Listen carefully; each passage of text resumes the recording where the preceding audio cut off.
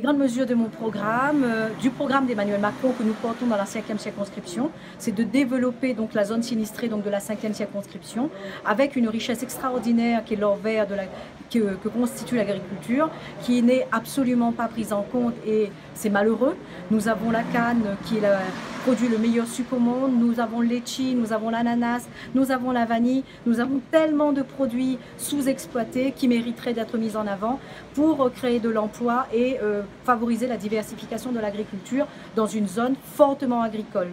Nous souhaitons également donc développer l'emploi en mettant en place des maisons de sécurité donc sur le territoire de la 5e circonscription pour permettre la formation des policiers, des gendarmes et des autres professionnels de la sécurité, faire en sorte que ces gens aient un emploi à La Réunion. Nous souhaitons également faire une politique de proximité de santé en faveur de la population de l'Est en mettant en place des maisons de santé comme s'est engagé Emmanuel Macron à le faire.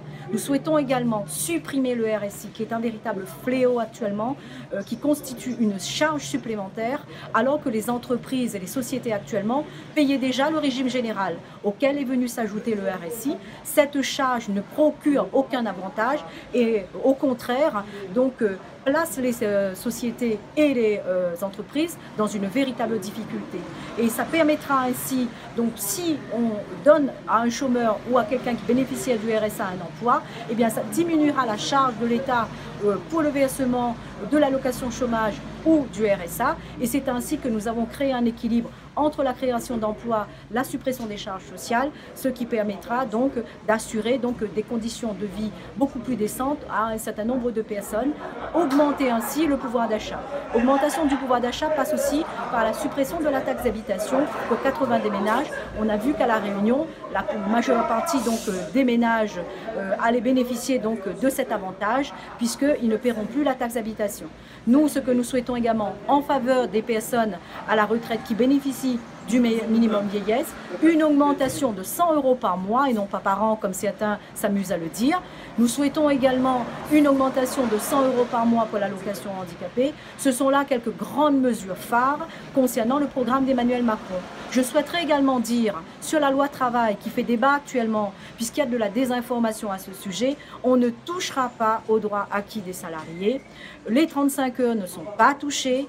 Aujourd'hui, c'est même un avantage en faveur des salariés, puisque grâce à cette réforme du Code du travail, auparavant, quelqu'un qui démissionnait ne pouvait pas prétendre à l'allocation chômage. Grâce à cette réforme, on est démissionnaire, on va pouvoir obtenir l'allocation chômage.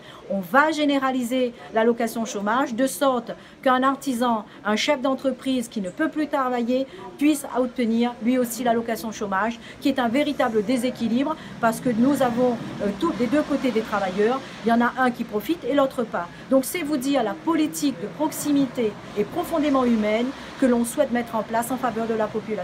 Moi, je ne suis pas une politicienne. On m'avait prévenu qu'en venant en politique, eh bien, j'allais être dans un monde extrêmement sale. Je le déplore parce que je suis avant tout une femme engagée. Je n'ai pas attendu la politique pour m'intéresser aux autres. De par mon métier et également mon engagement associatif depuis plus de 30 ans, je m'occupe des autres et je me soucie des autres.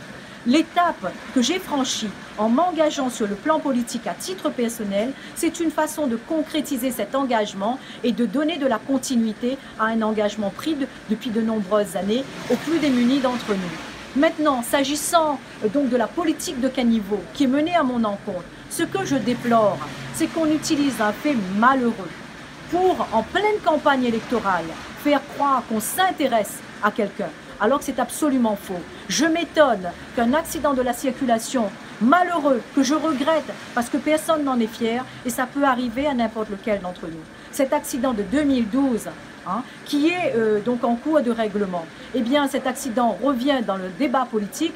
Je m'étonne que ces mêmes opposants politiques ne se soient pas souciés de ces personnes avant les élections. C'est vous dire la manipulation et l'instrumentalisation de la misère humaine que je condamne. Oui, il faut aider les gens, mais pourquoi le fait-on de cette manière et de cette façon en pleine période politique? Ce qui veut dire qu'il faut attendre la politique pour régler les problèmes des gens, et quand la politique sera terminée, monsieur, j'aimerais bien qu'on voit de nouveau, eh bien, qu'on s'intéresse à cette personne. On l'abandonnera et on s'occupera plus d'elle, parce que son sort ne préoccupera plus personne. C'est ça que je condamne, monsieur. Et donc, je trouve ça extrêmement inadmissible. C'est ça? Monsieur, ce problème est résolu depuis 2012. J'ai appris par donc un organe de presse qu'il y avait d'autres difficultés qui n'étaient pas réglées. Je le déplore bien évidemment, mais j'aurais souhaité que ces problèmes, s'ils n'avaient pas été résolus, soient portés à ma connaissance pour que je puisse les résoudre. Je ne suis pas insensible à la misère humaine comme on veut le faire croire. Mais je terminerai sur cette note, monsieur. J'ai lu le gros titre, La Dame de cœur. Je ne me suis pas fait appeler la Dame de cœur. Je félicite mes opposants de m'appeler la Dame de cœur, parce qu'ils ont essayé d'emmener la Dame de cœur dans le caniveau, mais la Dame de cœur est restée à sa place.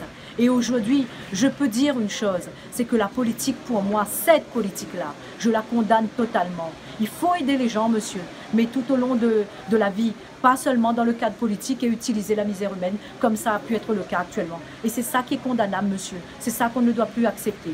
Et la population va sanctionner justement cela, parce qu'on ne peut pas utiliser la misère humaine comme on le fait actuellement.